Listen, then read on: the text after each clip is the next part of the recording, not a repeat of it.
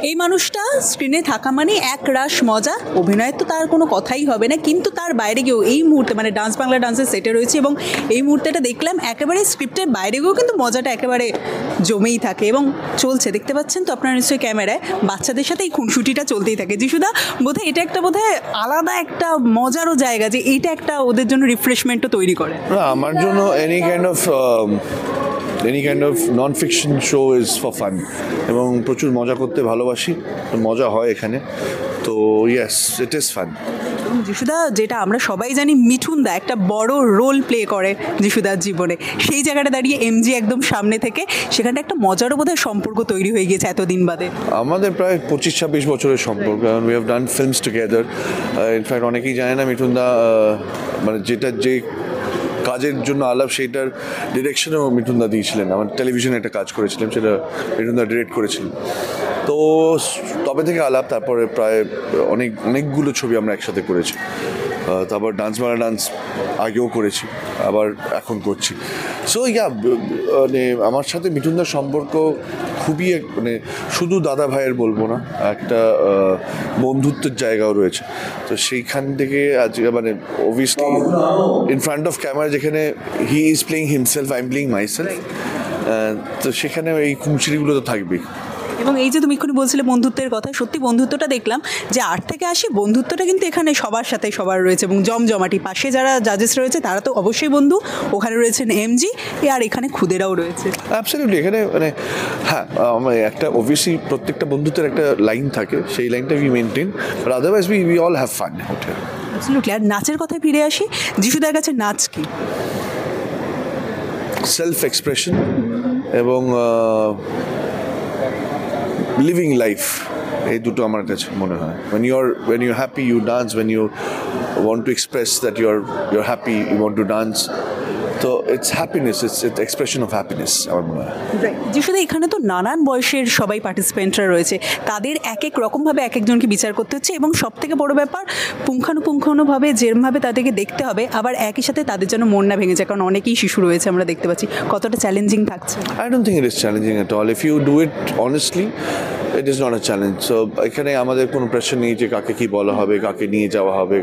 মানে অনেক সময় শুনি নাকি অন্য বা আমাদের ডিভিডি নিয়েও অনেক সময় সোশ্যাল মিডিয়াতে লেখা থাকে যে এটা all is rigged.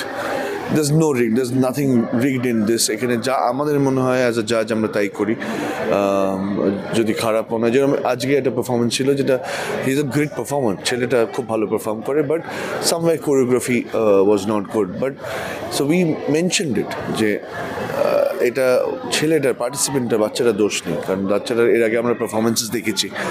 R yes it's a মানে যেদিনকার যেরকম পারফরমেন্স সেরকমই নাম্বার দিতে হবে সেটাও জানি, কিন্তু এটা সবে শুরু হয়েছে আমাদের। তো সেই জায়গায় এই ভুলগুলো ঠিক করে নেওয়ার জায়গা আছে, সো সেই জায়গা থেকে দাঁড়িয়ে আমরা সেরকমভাবেই বলি।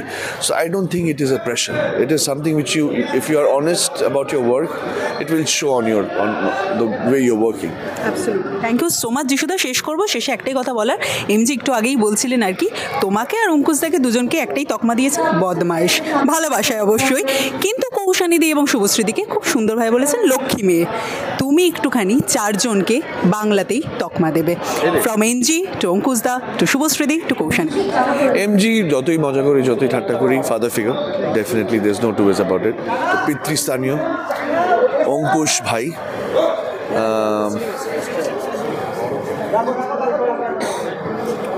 কৌশানী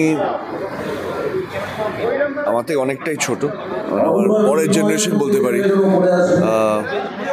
কি বলবো, এই রে ওদের দুজনের শুভশ্রী আর আমি কোনো তকমাই খুঁজে পাচ্ছি না, বাট মানে ফ্রেন্ডই বলতে বান্ধবী বলতে পারি, কারণ ওদের আমি শুভশ্রীর সাথে একটাই ছবিতে কাজ করেছি বহু বছর আগে, অঞ্জন দত্তের একটা ছবি, ছবির নাম ছিল শেষ বলে কিছু নেই, এবং সেটা বহু বছর আগেকার ছবি। তো তাছাড়া ওর সাথে কাজ করা হয়নি। কৌশানীর সাথে আমি কাজ করেছি, কিন্তু আমার অপোজিটে ছিল, তো বনির অপোজিটে ছিল না, ও অঙ্কুশের অপোজিটে ছিল, ওটা বোধ হয় কেলোর কীর্তি বা জিও পাগলা, এরকম যেটা হবে, দুটোর মধ্যে একটা হবে, কেলোর কীর্তি হবে বোধ হয়। তো হ্যাঁ, তো so we have work together, they are my colleagues, I can say, তো বান্ধবী। Thank you so much. এবং আপামর দর্শক তোমাকে ডেফিনেটলি এতদিন অ্যাঙ্কার হিসেবে, অভিনেতা হিসেবে নানানভাবে দেখেছেন, আর এবার জাজ হিসাবে দেখছেন। কতটা করা জাজ আপনারা কমেন্ট করে জানান। কিন্তু এই মুহূর্তটা মজার মুহূর্ত ছিল, আপনাদের কেমন লাগলো সেটাও কমেন্ট করে জানাতে ভুলবেন না। আর এরকম মজার আড্ডা দেখার জন্য অবশ্যই নজর রাখুন আমাদের চ্যানেলে।